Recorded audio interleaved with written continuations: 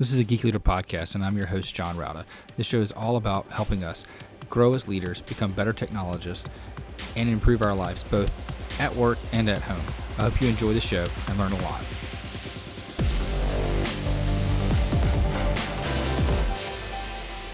Hello, world, and welcome to episode 218 of Geek Leader Podcast. I'm your host, John Rauda. Today's sponsor is Private Internet Access. If you've ever surfed the web and wanted to do it securely, especially when you're traveling or using someone else's network, you definitely need private internet access. Private internet access allows you to have a secure VPN without them logging what data what you're doing, what transactions you're making, or anything like that, to connect to anywhere in the world. You can also change your default location so it appears as if you're coming from a different place. Why is this helpful, you say? If you're not doing anything nefarious, well, it's really helpful if you want to test DNS resolution from different places and different time zones. It's a really cool tool, and it's not very expensive at all. You can get plans starting at $3.99 a month, and you can find out more by going to geekleader.com/VPN. Again, that's geekleader.com/VPN. All right, Geek Leaders. Today on the show, I have Nick Shevelyov, and he is the specialist in cybersecurity, information technology, data privacy, risk management. He's also the chief security officer at Silicon Valley Bank and the author of a book that I've got in front of me called Cyber War and Peace. Nick, welcome to the show. Thanks for having me, John. Really glad to be here. If you don't mind, just tell the audience a little bit about how you got to where you are today and kind of what your role is now and how the path and journey has been for you through technology. Yeah, I started off as a kid interested in technology. I was sort of the neighborhood kid who would set up computers for the neighbors. And when I graduated college, I had a degree in economics, but an interest in technology. So I went to work for a real-time provider of financial data. And from there, the more I got involved in technology, the more I saw cybersecurity incidents occurring and people were trying to steal the credit card information I was processing. So I decided to double down and learn more about what we called IT security back in the 90s. And to become a specialist in that field, I went to work for a boutique security consulting firm that did work with government agencies. And you required a secret clearance and do a lot of interesting work. From there, I went on to Deloitte, one of the big four accounting firms, and I specialized in cybersecurity, but worked for partners who were attorneys focused on data privacy. And so I got to learn to balance data privacy with cybersecurity and overall risk management. Spent a number of years there and then joined Silicon Valley Bank to build a security practice from scratch, cybersecurity, data privacy, business continuity. I was the longtime chief security officer, then took the CIO role to focus on a cloud-first, mobile-first strategy and enhance some technology. And then move back into the CISO role. So I've been at the bank for 14 plus years. I'm now shifting into a role where I'm focusing on technology investment and technology that can change the game for the bank. So we've hired a new CISO. He's going to lead the operational side. I'm going to be looking at emerging technologies as I think through what do I want to do next in my career. So thanks for having me on the show again.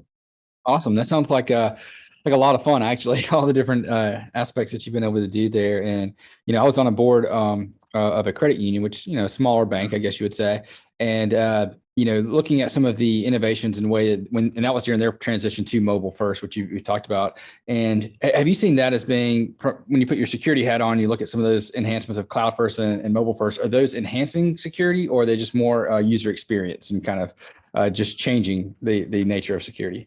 I think it's changing. If you think back to the legacy defense in depth castle moat approach that we had to security, where we were defending the data center, right? Mm-hmm.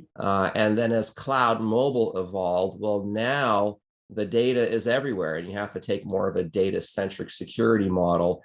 And so you need to maintain your investments in classical defense of your data center technology while evolving to more of a zero trust approach where you're treating the endpoint and the identity as the new perimeter, right? Because that's what is managing and holds the data. So your identity through identity and access management paired with hardened, highly controlled devices is the new perimeter. And so that's the balance that needs to occur, is defending the legacy infrastructure while adopting cloud technologies, a lot of which are now shifting from just software as a service to infrastructure as a service, where you build your infrastructure from the ground up, and then you secure it.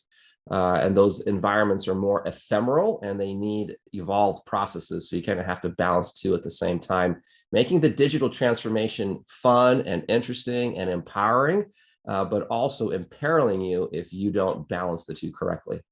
Yeah, absolutely. And, being, a leader in tech, I get vendors contacting me all the time about zero trust. And, it's almost like the next buzzword. I remember when cloud was first becoming a buzzword, and now you hear zero trust all the time. We have a lot of people that listen that aren't necessarily on the cybersecurity side. Maybe they're software engineers, maybe they're project managers. What do they need to know about zero trust, and what is zero trust, or what does that mean to you? Yeah, so to me, it started off as a white paper with Forrester's about 10 or 12 years ago. And I think in some ways it built on an IBM white paper written 15 to 20 years ago around a data-centric security model. And Forrester's did some interesting research. And now it means very many different things to very many different companies, right? To your point, it's a buzzword. I think of it as an umbrella. And it starts with access, hardened access control, true multi-factor authentication, right? So that, something that something that you are, something that you have, you need two of the three. So you log in maybe with the username and password, but then you go to your mobile device and you use facial recognition to create a PIN, and then you type in that PIN. So two different channels, you're logging in. And then it ties in with robust identity and access management so that the right people have the right access to the right resources at the right time. And it factors in your role. What is the role that you are assigned, and what should you have access to at a specific period in time? And it embeds continuous validation, right? So you've gone through the login, you've gone through the multi-factor authentication, you log into the network, you're granted access to certain applications at certain times, and then that access is continuously validated. That's how I think about the principles that need to be in place with the good hygiene and the right frequency and the right efficacy in order to have non-repudiation. You are who you say you are, and you have access to the right resources. Something that, has been in place with the legacy environments, something that is more difficult to implement in the more ephemeral environments of cloud. Resources aren't there this morning. They're there today. Agile teams need to be conducting software development, doing builds, and then the resources are gone again. How do you scale in those types of environments? Those are some of the challenges of zero trust. Yeah, absolutely. And I like the way you put that, is that, it is certain things to certain people, but I love the fact that you go through the different multi-factor authentications and then giving people the permissions that they need when they need it. Not all the time, not all the permissions, but just when they need it, they get what they need. And it doesn't, I guess the idea and the way I see it is that it's not to hinder business at all, but to accelerate it and keep it secure and protected. And I think we hear all the time in the news with the ransomware attacks going crazy and all these big companies. I just heard one of the, I think it was Arthur Anderson, recently just got hit. All these big firms are getting, hit, and they're having to, stop business for a while or slow down things. We had the pipeline recently. And it's like one of those things where what can we do to ensure a business can still operate, but also we're not being an inconvenience or a roadblock while we're putting in our security. Yeah, so it's interesting. Ransomware attacks are in the news. And one of the reasons I wrote the book is I've been speaking on this concept of at conferences and seminars for years. And I decided to, in lockdown, put a pen to paper, and hopefully a business leader who's reading the New York Times or the Wall Street Journal, and they read about this ransomware attack, I think I need to learn more about this. They can pick up the book, and hopefully it translates historical analogies into good principles. But one of the things to think about is, the ransomware is an outcome of an attack, right? Your resources are locked down and you need to pay a ransom. That's the outcome. But how did you get there? It's typically through lack of good technology hygiene. So Dr. Neil Daswani, who's a friend of mine, wrote a book, just got published a couple of months ago, called Big Breaches. And he takes all the big breaches that have occurred over the last 10, 15 years, and he distills them into 5 or 6 basic technology hygiene principles. And a lot of them are, default usernames and passwords. Or how about not knowing the very assets that you have on your network? One of the key principles that I try and reiterate in the book is a 2,000-year-old Stoic philosophy principle: know thyself, right? It's something that Marcus Aurelius, who was a Roman Caesar, wrote about in his personal diary. It became a book now known as Meditations, has really influenced my view of managing technology. It's something that Sun Tzu wrote about: know thyself and know thy enemy, and you can win 100 battles. That's where the foundational principles of asset inventory, knowing the assets that you have, ensuring that you have a view of the landscape and that you're continuously validating what that landscape looks like and applying good technology hygiene, changing default usernames and passwords, putting in MFA, instilling some of the zero trust principles that we talked about. All of that is so foundational to overall good technology risk management, understanding the very technology that empowers us today may imperil us tomorrow. And so how do we balance that out? Yeah, I love that idea of knowing yourself, and with COVID and people working remote, a lot more frequently than before. Did you see, like, while you're getting ready to write this book, that a lot of people were starting to slack off a little bit or take a step back in some of their security because they're, now we have everybody trying to connect to VPN. Maybe we should dial back some of the MFA, or maybe we should turn something back. Have you seen that? And that's what caused some of this increase, or is there something else going on? I think in a lot of ways, COVID was an accelerator. It accelerated digital transformation. And if you were, having a tough time, it maybe accelerated the challenges that you're facing. And it's a big stressor, right? All of a sudden, we have to change the way we live. We're reading the news. And stress matters in human behavior, right? In economics, there's, how the economy works. Behavioral economics is a really interesting angle about human behavior influencing economic outcomes. Well, the human behavior in managing technology has manifested itself as that maybe the hygiene wasn't as good as it was. Maybe that we're allowing people to do more due to extenuating circumstances, and that expands our attack surface.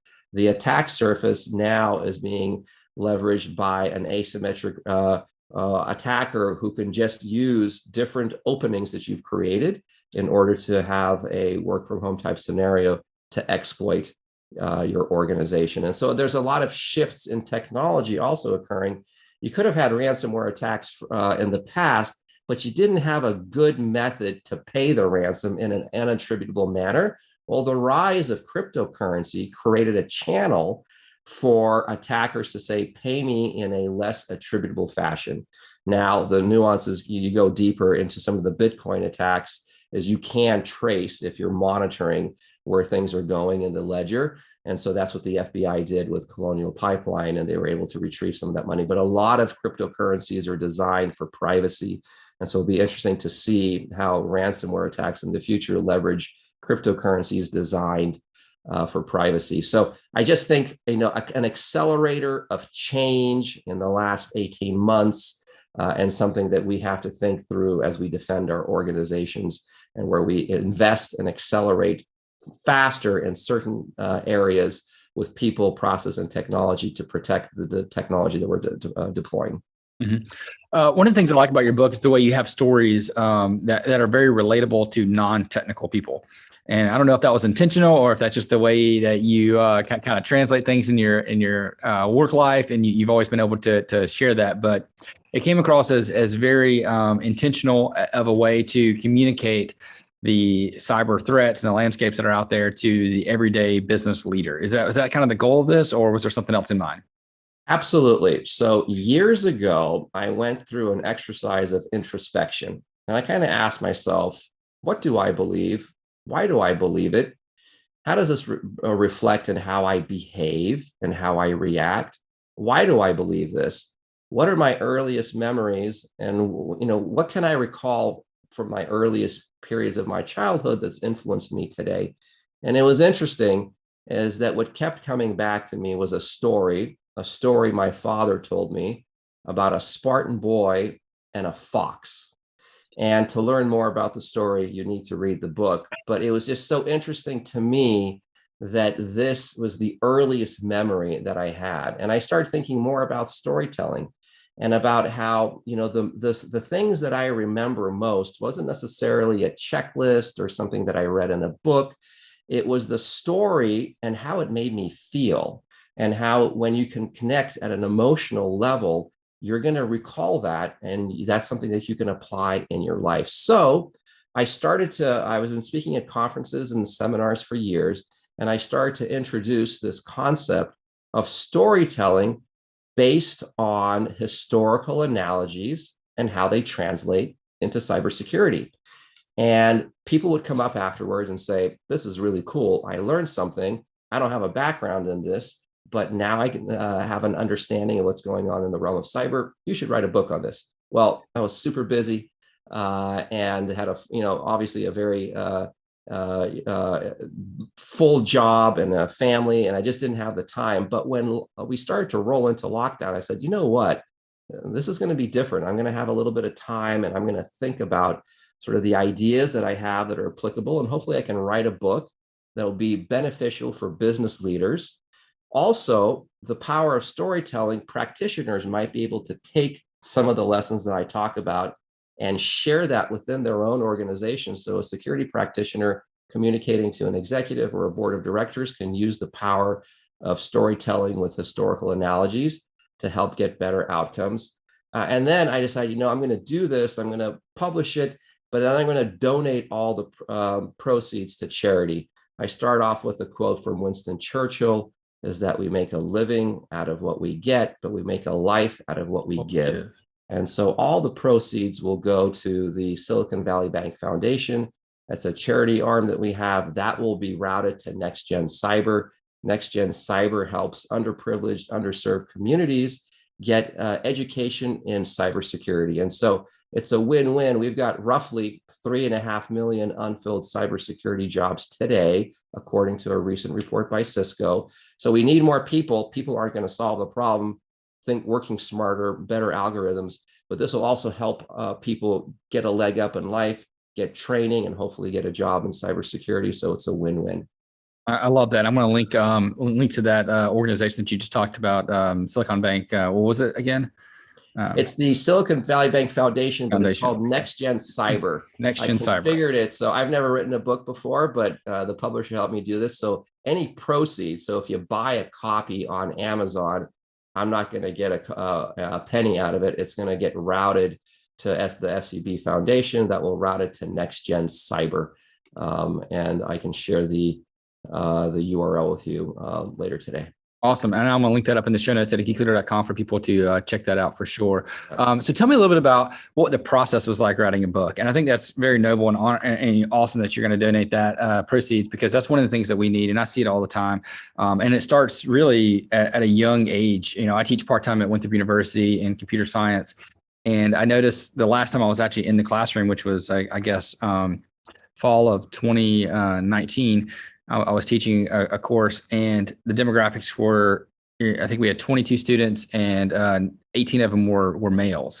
And even of that, the majority of them were white males. And I just asked questions like, why? And I asked one of the females, I said, why are you in, computer science? What brought you here, and why aren't there more females in computer science? What's going on? And she mentioned that she wanted to be a computer science in high school, and her counselor, they have counselors that kind of help them pick a career. They give them a test. She said, "Oh, it's really difficult for women in tech, so you should look at graphic design or something on the outskirts of tech and not really get into it." And it just blew my mind that someone would do that and steer people away. And so that kind of that, and the fact that my wife is in tech too, kind of is a passion for me to kind of encourage people that are underserved in the community, whether it be from race, economical backgrounds, or gender, that we kind of do something to kind of help them move into either cyber or technology in general. I think that's one of the things. So I think it's great that you guys are doing that. Yeah, thank you. I completely agree with you. Is one of the things that I talk to people about is I've run book clubs at work over the years, and we pick a book and then we get together for 20 minutes, and I invite lots of different people. And then I start off with a Socratic approach. I ask questions about a chapter, and then I ask for volunteers to lead future chapters. And you get lots of different people. And book club, you don't just learn something. Book club is not just book club. Book club is a lesson in critical thinking. It gets people thinking, leading, talking, and everyone's self-esteem improves. And so at the end of a book club, you've learned something, but also your personal sense of self-worth has improved.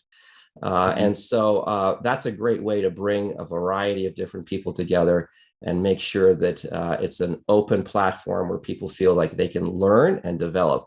Because I'm trying to get, I want to develop leaders who also want to develop leaders and instill this mindset. You can be the hero of your own journey in life, right? And so you're limiting yourself in some ways by thinking I can only do this or that. Think big, think really big. So I love what you're doing in terms of getting people involved. Variety is the spice of life. We want to attract lots of people to this industry. You can come from different backgrounds. You can come from technology. You can come from compliance. You can come from finance. And then you can use, through the power of analogy, these principles and apply it as a security practitioner. So I love what you're doing. And that's part of the spirit of writing this book, is demystifying and democratizing security principles that can be integrated into businesses today. Yeah, I love also in the book, we talk about, some of your failures. You mentioned that, one time you were hardening a network and kind of supporting it. And then you guys got hit with a malware strain of some sort under your watch. And it was kind of like a big deal that the infrastructure kind of went down under your watch. And but you mentioned, I think you used the word that it builds scar tissue. Can you talk a little bit about that and kind of how failures are important to leaders as they develop? Yeah, you know what? As a leader, I've tried to create an environment where it's okay to fail as long as we learn from it. When you're defending a global bank, you got to manage those failures, and it can be catastrophic. But learning not just from your own failures, but from the failures of others. Right? It takes a certain sense of humility to, I think, learn from others so that you don't repeat those mistakes. One of the quotes I use in the book is, those who do not know history are doomed to repeat it, right? And so in my personal failures, I've learned the hard way is that if you don't do the right asset inventory, if you kind of think you know it all, if you kind of think you got this, well, already you are slipping backwards. And it burned me. I talk about it in the book, where I thought I knew the assets. We got hit with a self-propagating worm. It created broadcast storms. Eventually, it made the resources unavailable. That burned me. I learned from it. And I kind of, took away from that. Only the paranoid survive. 20% of your stack is going to be broken at any point in time, whether it's people, process, or technology. Keep looking for it. Increase the frequency and the efficacy that you're looking for those gaps. And so I kind of relate to that in a chapter that I call The Red Swan. So years ago, Nassim Taleb wrote a book called The Black Swan. It's about unknown unknowns, right? Mm-hmm. And so I actually spent some time with him at the Real World Risk Institute, learned a lot, really a brilliant risk thinker. And then there are also sort of the white swans that are the known knowns, and then the gray swans that are the known unknowns. And I thought to myself, what has burned me in the past are the known knowns that just ain't so. So I think Mark Twain has a quote, and I have that in the book, about it's not what you know in life that'll kill you. It's the things that you know for sure that just ain't so, right? And so I coined the phrase of red swan, and it's sort of to take this idea is, Napoleon talked about, and he's one of the greatest tactical battlefield commanders of all time, is never paint a picture, right? If you paint a picture of the battlefield, you're assuming it's static, but it's dynamic. And you need to constantly be measuring and understanding how the dynamics are changing. And with the red swan concept, I apply the same mindset, is that even the things that you're sure about, you need to validate with a frequency and an efficacy as you get a better understanding of the digital battlefield that you're managing. So hopefully that came across in a way that readers can understand and appreciate and maybe learn from my failures. Yeah, no, I think that's great. I like the idea of the things that you think you know, or you know for sure that will never happen, are the things that might get you, and having that understanding. Another thing that you talk about that I like is planning, and we have to plan, not just for failures and risk, but also for how things are going to go. How to achieve your goals. And you mentioned, I think you have a quote that's a goal without a plan is just a wish. Why did you include that quote in the book, and what does that mean to you? Eisenhower, who led one of the most effective lives, he was the supreme Allied commander during World War II, and he eventually became a U.S. president. He had a quote saying that plans are useless, but planning is essential. And so this process of planning is so essential because you bring together different perspectives and you lay out what's the first horizon, second and third horizon going to look like. Mm-hmm. And then you build in contingencies. So here's an example, is that I talked about my interest in Stoic philosophy and learning from the past. What are the variables in life and what are the invariables? What are the things that don't change? It's something that Marcus Aurelius talks about in his book, Meditations. And it's so interesting that you read a 2,000-year-old book and this is applicable today as it was back then. One of the things I took away was what's a concept called the premeditation of evils, right? And so the Stoics used to think through what are all the things that could go wrong and how do you work your way backwards in order to reduce the probability of that occurring. And so when I was running business continuity exercises and failing over data centers, I was seeing certain degrees of degradation of performance and we were missing certain targets. And so what I would do is I started to bring in stakeholders and I said, everyone knows what a postmortem is. An event has occurred, we get together, we looked at what worked well, what didn't work well, but the dynamic is different. If Billy didn't tell Bobby he should have done something and then the failure occurred, there's a dynamic there that people don't want to point fingers or throw each other under the bus.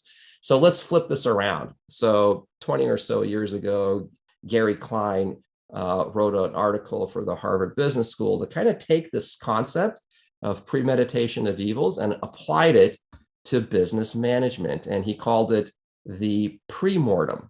And the premortem is when you get a group of people together before your business continuity exercise, before your project, before your big investment, and you kind of walk through what could go wrong. What are the gotchas?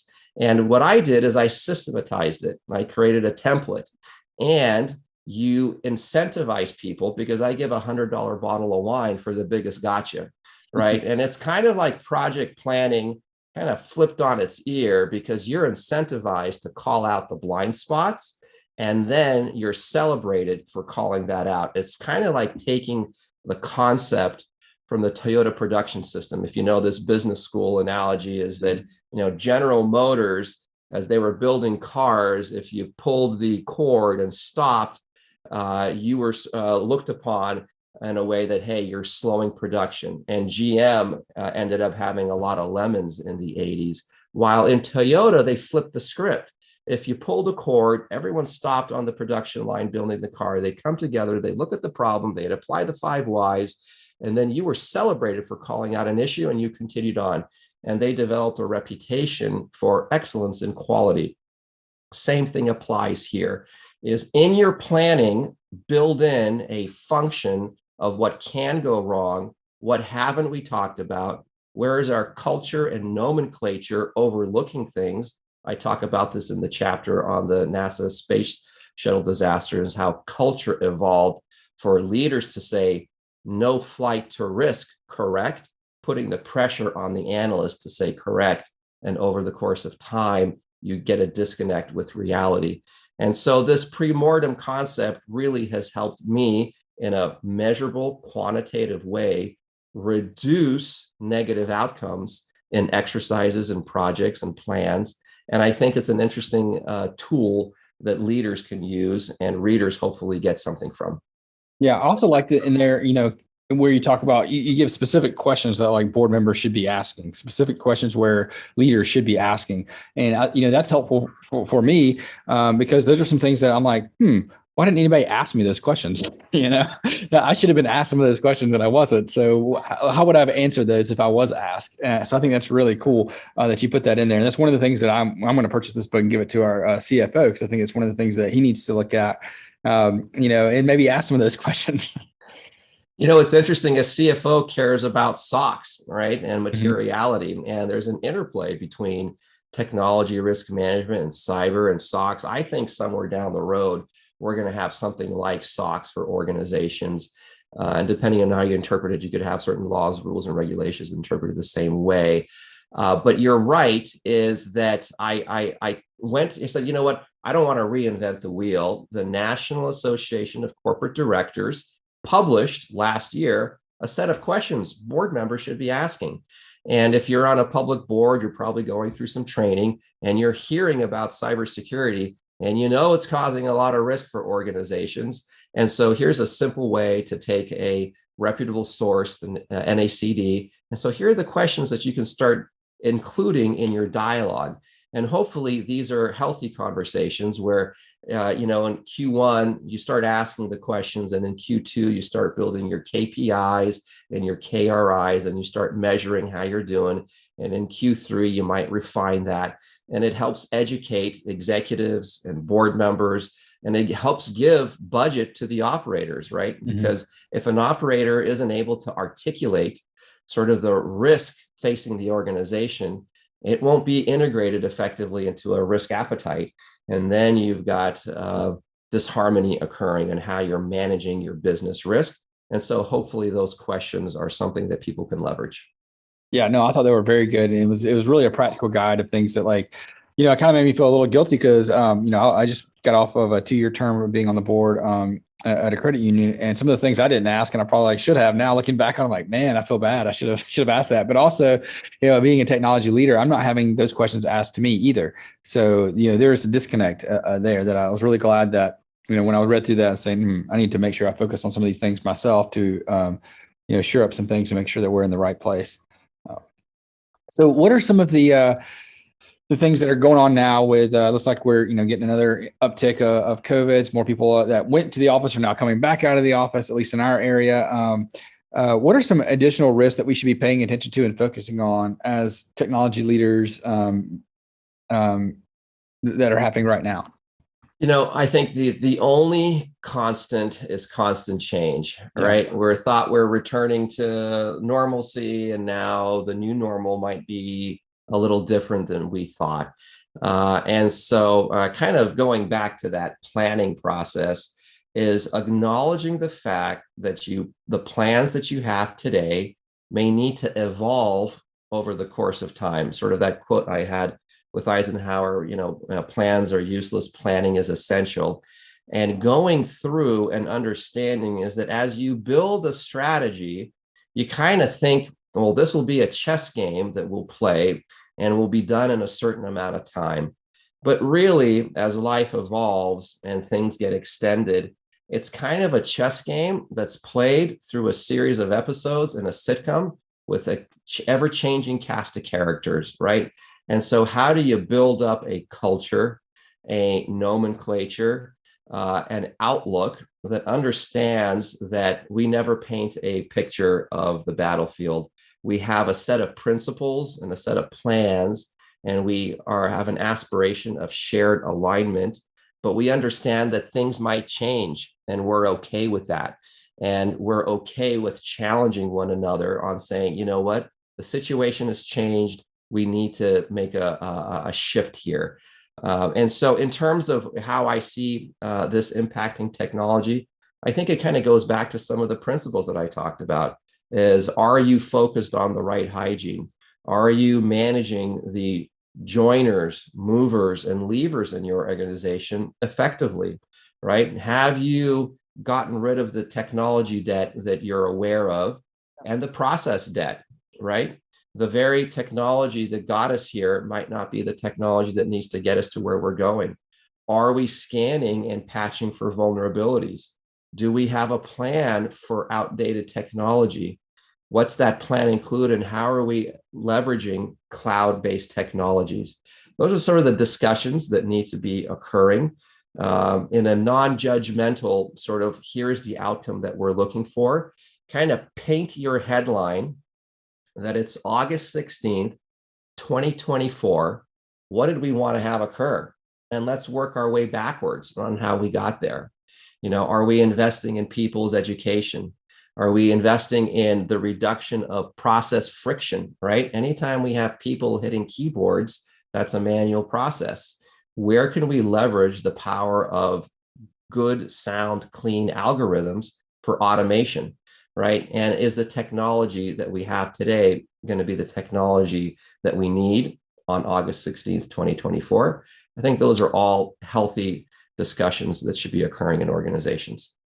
Yeah, no, I agree 100%. I love the idea of, picking a date and then working backwards to what you need to do to get that goals or those goals achieved, and also kind of where we're going to be. You mentioned cloud, and it wasn't too long ago that we took Office on-prem to Office in the cloud with Office 365, and there was some uproar. There's people that are complaining about it. They're talking about, oh, we have to pay a monthly fee now for Office when we purchased it one time, blah blah blah. Yeah, but now when you look back on it, the added business continuity that gives you, the disaster recovery ability,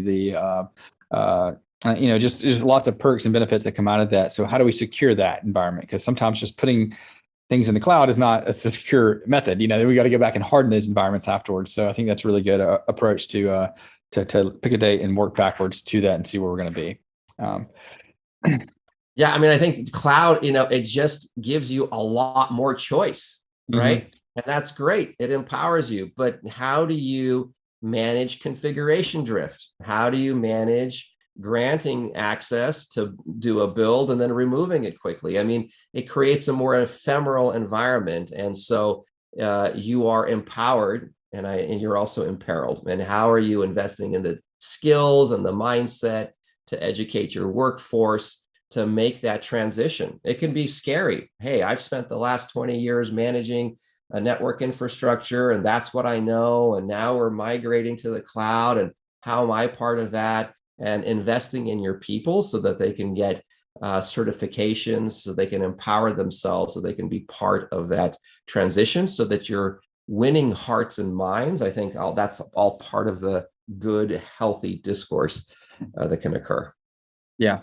So a random question, not cyber related, but you talk a lot about Stoicism and the Stoic philosophy kind of stuff, hints in your book. Where should someone that's interested in this kind of start reading, or what should we look at? I've looked at the Daily Stoic from I think it was Ryan Holiday. Is there some other things that I should read or get into that may inspire me? I'm such a fan of Ryan, and that's the first place that I would go to. I keep a book on my desk. I don't know if it's going to come through here. It's the Daily Stoic. Oh yeah, there's something there. I have a coin on my book. It says, temperance, justice, wisdom, and courage. Try not to exchange these for others. And it's a good reminder. So starting with that, and then, picking up, if you're interested in the concept, there's a book called How to Be a Modern Stoic, and it takes lessons from Stoicism and applies it to the modern world. I referenced Marcus Aurelius's Meditations. Again, it wasn't written as a book. It was written as a diary on principles of Stoicism, and then later was found as a diary and then turned into a book. That's one that I go back and reread because it reminds me of how, I talked about the power of storytelling, but when we unpack stories, what are we actually looking at? An event occurs, most of us feel, then we have our reaction. But really what Stoicism reminds us is that an event occurs, and then we interpret the event, and then we have our reaction. And so we have full control on how we interpret events. And it kind of puts you in a power position in your life, is that, I talked about earlier about getting people into the cybersecurity community and donating the proceeds. It's to become the hero of your own journey. It's to define your life. I talked about the 3-year headline and working your way backwards. But what if you were to do something bolder and kind of define your life from the end, working your way backwards? What kind of a masterpiece could you create for yourself? So those are some of the things that I've learned in studying it, but it's a never ending journey, and there's so much more to read and so much more to learn. And so those are some of the fun resources to start with. Yeah, I love it. So how can people connect with you, pick up a copy of the book and check it out? Yeah, so the book is available tomorrow, August 17th, on Amazon, Cyber War and Peace, Building Digital Trust with History as Our Guide. And I have a website, Shevelyov.com, and you can go to the website. There'll be some thought-provoking questions that might lead to other fun questions for yourself and technology and security. You can connect with me. I think at some point I'll start sharing some of my favorite books on the website and having a discourse there. I've had so much fun running book clubs over the years. COVID changed that, but the website might be a fun place to continue the dialogue. And I look forward to connecting with folks and discussing these concepts more. Yeah, I would love to see what some of your favorite books are, once you get that going. So definitely hit me back up whenever you do that so I can check them out. But Nick, thanks for coming on the show. I really appreciate it. Love the conversation. Yeah, John, thank you for your time. Love the conversation as well. Have a great day. If you enjoyed that episode, please leave a rating and review in Apple Podcasts. I'd greatly appreciate that. And also don't forget to check out merch. We have some t-shirts that I've designed that are on at geekleader.com. You can click on the merchandise section there and check that out. And also don't forget about the books from our guests. So if you like this guest and other guests that have written books, please go ahead and check that out at geekleader.com. I would greatly appreciate it, and I'm sure they would too.